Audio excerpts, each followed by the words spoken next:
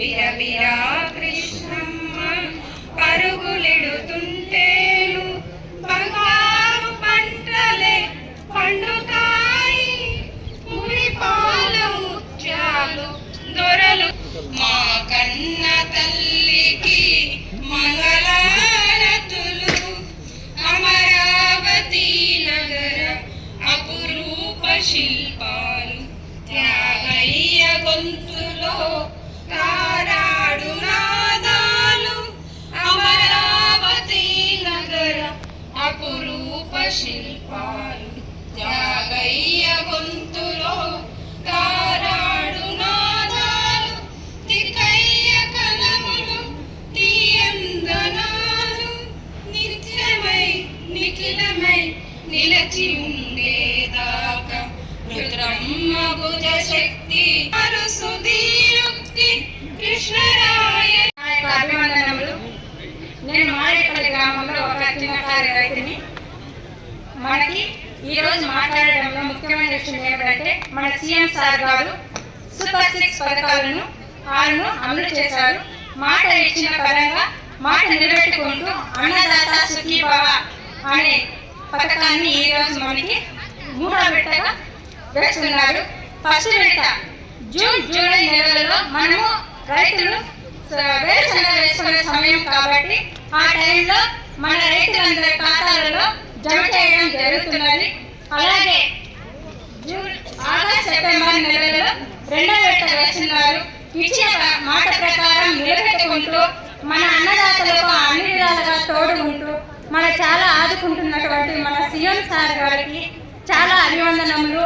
ఈరోజు చివరిసారిగా మనకి రైతుల ఖాతాలలో ఆంధ్ర రాష్ట్రం నుండి 4,000, కేంద్ర ప్రభుత్వం నుండి 2,000 రూపాయలు, చివరికి 3వ విడత కాబట్టి 6,000 రూపాయలు మన రైతుల ఖాతాలలో జమ చేయడం జరుగుతున్నది కాబట్టి చాలా సంతోషిస్తున్నాను. నేనైతే నాకు చాలా కష్టంలో ఉన్నప్పుడే నాకు ఇలాంటి అవకాశం వస్తున్నది కాబట్టి చాలా సంతోషిస్తున్నాను.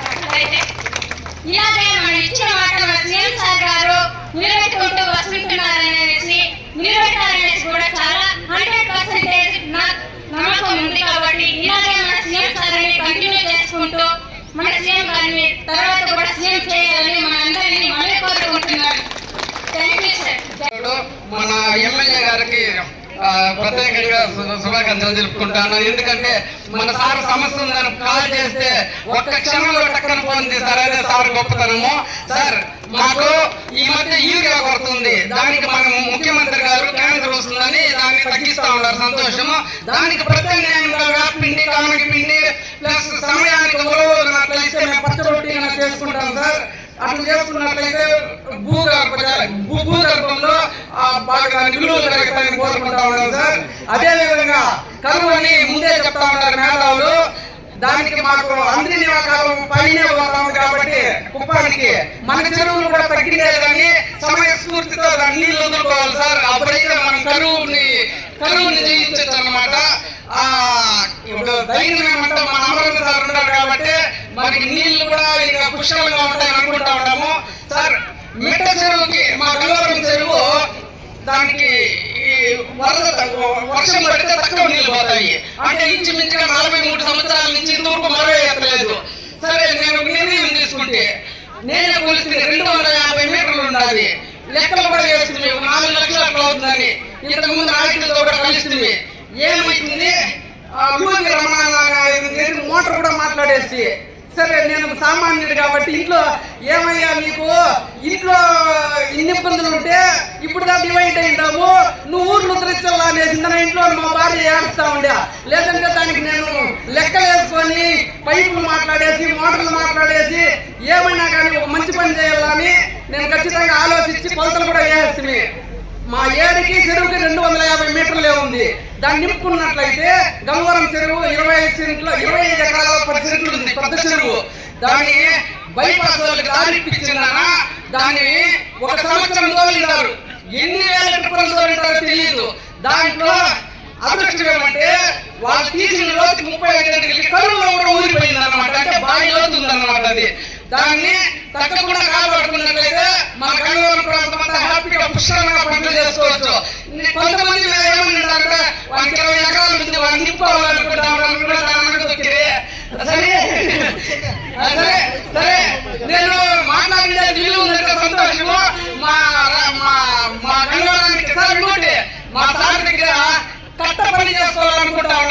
మాకు దురదృష్టం ఏమంటే ఒక 100 రోజులు ఆపుకు కూర్చుంది బైపాస్ వాడిని వదిలితే బతికిపోతాడని మన రైతులు కూడా వదల ప్లీజ్ మాకు కట్టపైన దాడి ఏర్పాటు చేస్తారని నేను ధైర్యంగానే ఉన్నాను మా సాగు చేస్తారని ప్రభుత్వం పడింది కదా అదేమైతా ఉందంటే ముందు సంవత్సరం 4 నెలల నుంచి గట్టి ప్రయత్నాలు చేస్తా ఉన్నాను లేట్ అవుతా ఉంది కానీ అవుతాది కానీ 6 నెలలు పట్టొచ్చు సంవత్సరం పట్టొచ్చు దానిపైన పోలీసులు ఇట్లా కలిసిపోయినాయి మన ఇద్దరు బండ్లు ట్రాక్టర్లు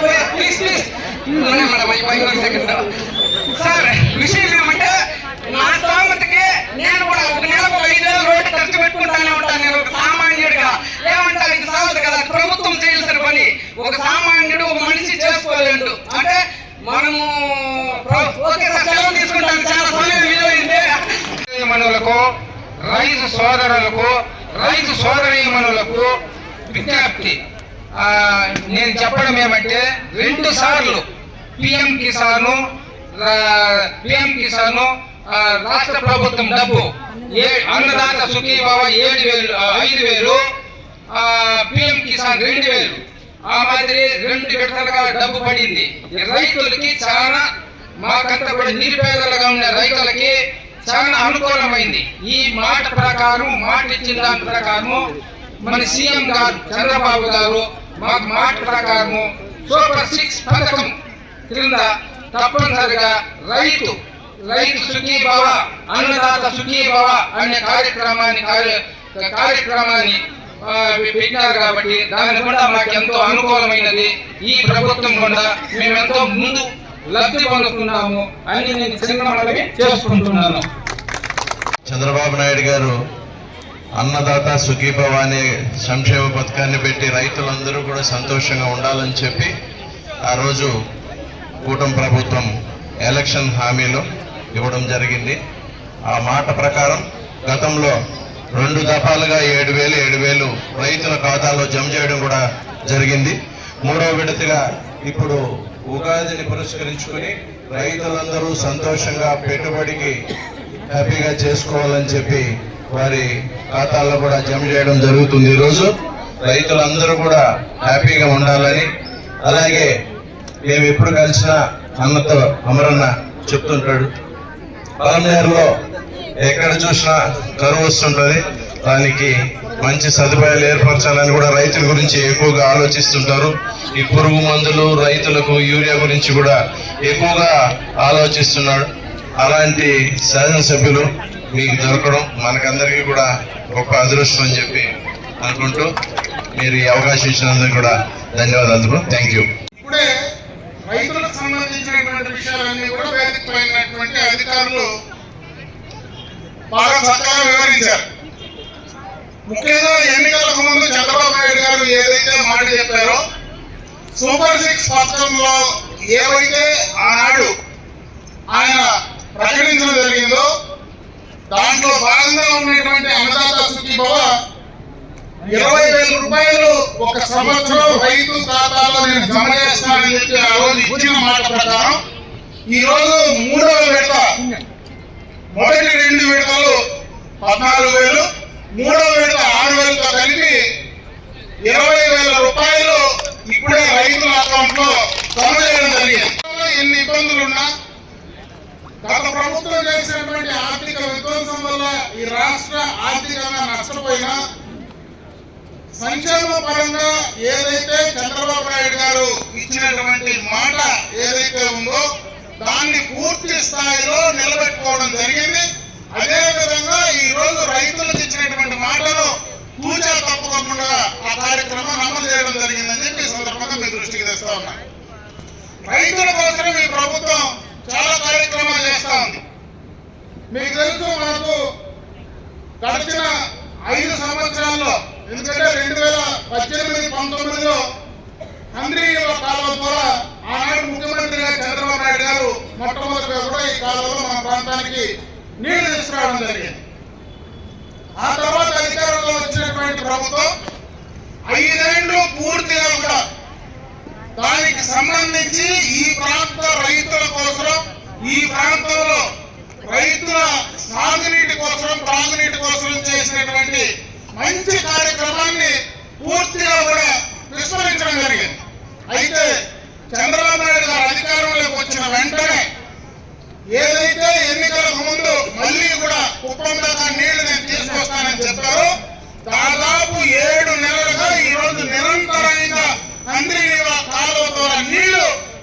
పారగట్టినటువంటి ఘనత ఈ ప్రభుత్వానికే దక్కుతుంది. ద్వారా పక్కన ఉన్నటువంటి చెరువులకంతా కూడా నీళ్లు ఇవ్వాలి. ఆ కార్యక్రమం యొక్క ముఖ్య ఉద్దేశమే దానికి సంబంధించి ఎక్కడైతే గ్రావిటీ ద్వారా ఏ చెరువులకైతే నీళ్లు వెళ్తాయో అవన్నీ కూడా రాబోయేటువంటి ఫైనాన్షియల్ ఇయర్ లో ఖచ్చితంగా అక్కడ వెంట్లు పెట్టి అన్ని చెరువులు నింపేటువంటి కార్యక్రమాన్ని త్వరలో కూడా పూర్తి చేసే కార్యక్రమం తీసుకోబోతున్నాం. ముఖ్యంగా మన ప్రాంతంలో ఉండేటువంటి మెట్ట ప్రాంత రైతులందరూ కూడా మనకు చెరువులు, కాలువలు, నదులు లేకపోయినా బోర్లతో వ్యవసాయం చేసుకుంటా ఉన్నాం.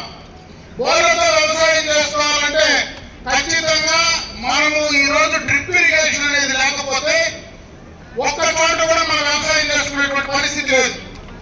ఈ డ్రిప్ ఇరిగేషన్ అనేటువంటి కార్యక్రమాన్ని ఈ దేశంలో మన రాష్ట్రంలో పరిచయం చేసిందే చంద్రబాబు నాయుడు గారు మొట్టమొదటి ముఖ్యమంత్రిగా.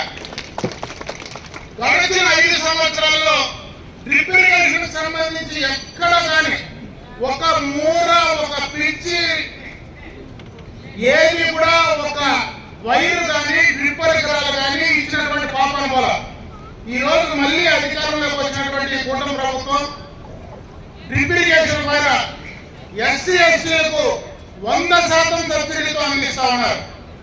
90% బీసీలు, బలహీన వర్గాలకు అందరికీ కూడా సబ్సిడీ రూపాయలు అందిస్తా ఉన్నారు. 10 ఎకరాల లోపల ఉండేటువంటి రైతులకు కూడా 90% సబ్సిడీతో డ్రిప్ ఇరిగేషన్ అందించేటువంటి కార్యక్రమాన్ని ఈ రోజు రైతుల కోసం చేసేటువంటి కార్యక్రమాన్ని ఈ సందర్భంగా కూడా మీ దృష్టికి తెస్తా ఉన్నా. ఇదే కాదు, మన పలమేరు, ఈ యొక్క చిత్తూరు జిల్లాలో పడమటి ప్రాంతాల్లో ఉండేటువంటి ప్రాంతం మొత్తం కూడా మనం ముఖ్యంగా పండించేది హార్టికల్చర్ కి సంబంధించినటువంటి పంటలే. ఈరోజు మనం కూరగాయలు పండిస్తాం, పండ్ల తోటలకు సంబంధించినటువంటి పెంపకాలన్నీ కూడా మనం చేసుకుంటా ఉన్నాం. ఈ రోజు దానికి సంబంధించి ఒక ప్రత్యేకమైనటువంటి పథకాన్ని ఈ రోజు రాష్ట్రానికి చంద్రబాబు నాయుడు గారు తీసుకురాబోతా ఉన్నారు.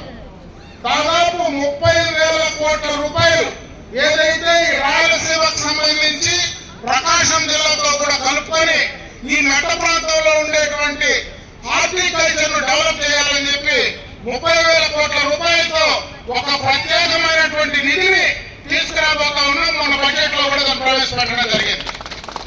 దీనికి సంబంధించి ఆ యొక్క హార్టికల్చర్ ఏదైతే మనం పండిస్తామో దాన్ని మార్కెట్ తీసుకువెళ్ళడానికి రోడ్ల సౌకర్యాలకు కానీ, దానికి సంబంధించినటువంటి సాగుకు కావాల్సినటువంటి గ్రౌండ్ వాటర్ పెరగడానికి, అంటే భూగర్భ జలాలు పెరగడానికి ఈరోజు మనకు కౌండిన్య నది ఉంది. కౌండిన్య నదిలో మొత్తం కూడా చెక్ డ్యామ్స్ అప్పటి నుంచి కూడా చెక్ డ్యామ్స్ అన్ని కూడా మనం పూర్తి స్థాయిలో కొత్తగా కట్టుకొని పాతవన్నీ రెడీ చేసుకోగలిగితే భూగర్భ జలాలు పెరిగితే బోర్లలో నీళ్లు దొరకవు.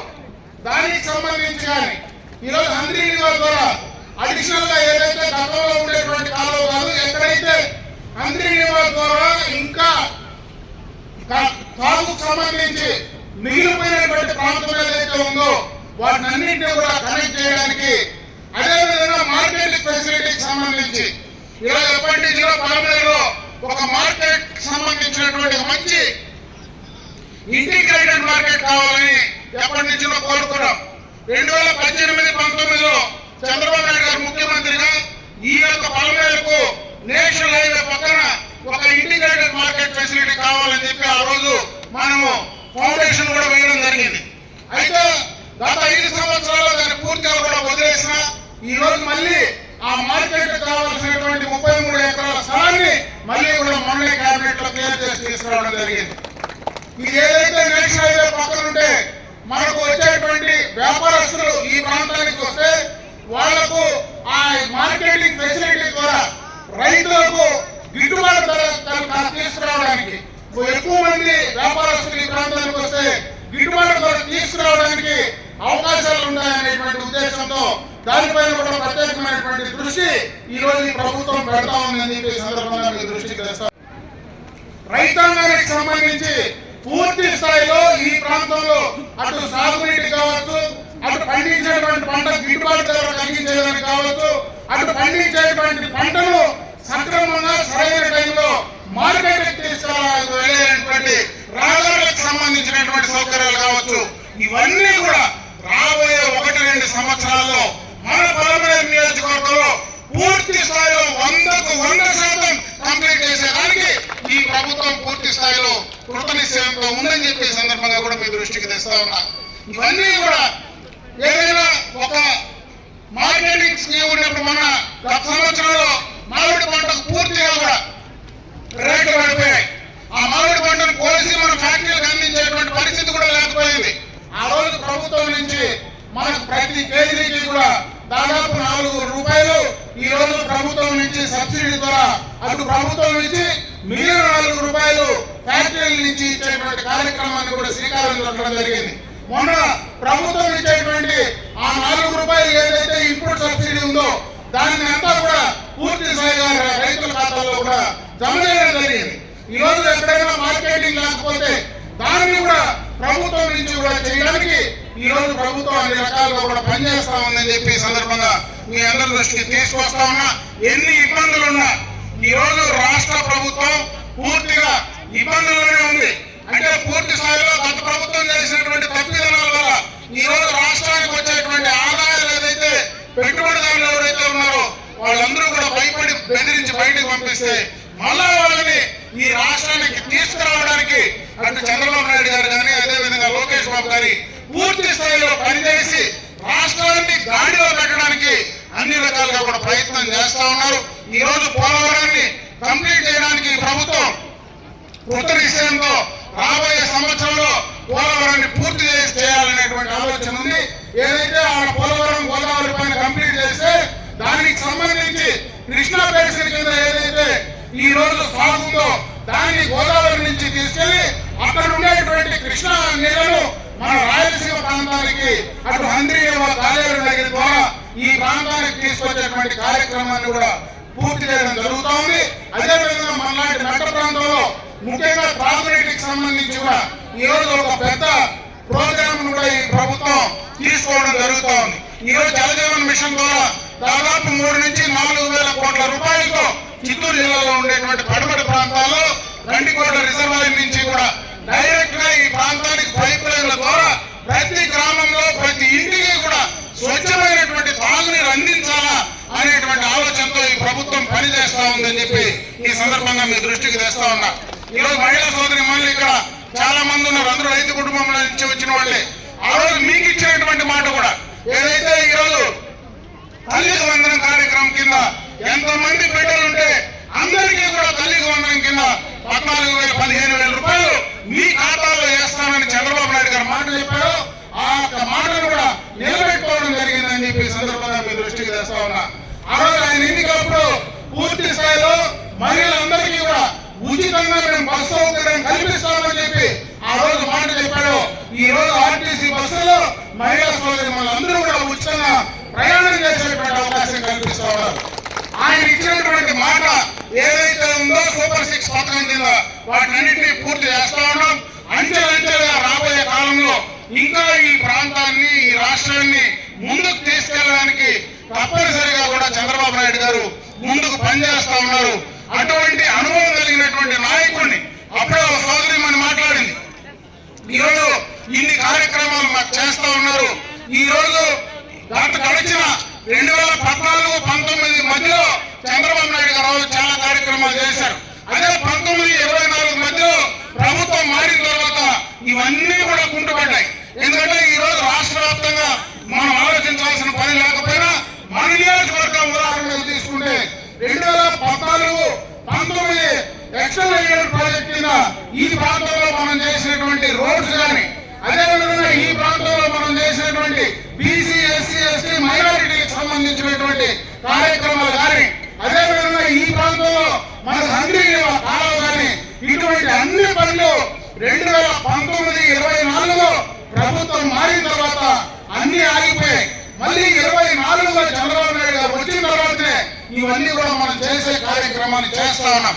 అదే 2029లో మళ్ళీ చంద్రబాబు నాయుడు గారు ముఖ్యమంత్రిగా తీసుకొస్తే ఈ పనులు ఏవి ఆకుండా ముందుకు వెళ్తాయనేటువంటి విషయాన్ని ఈ సందర్భంగా మీరందరూ ఆలోచించాలని చెప్పి మరొకసారి మీ అందరి దృష్టికి తీసుకొస్తూ ఈ రోజు ఉగాది సందర్భంగా రాబోయే ఉగాది 18-19 తేదీలో మనకు ఉగాది రాబోతోంది.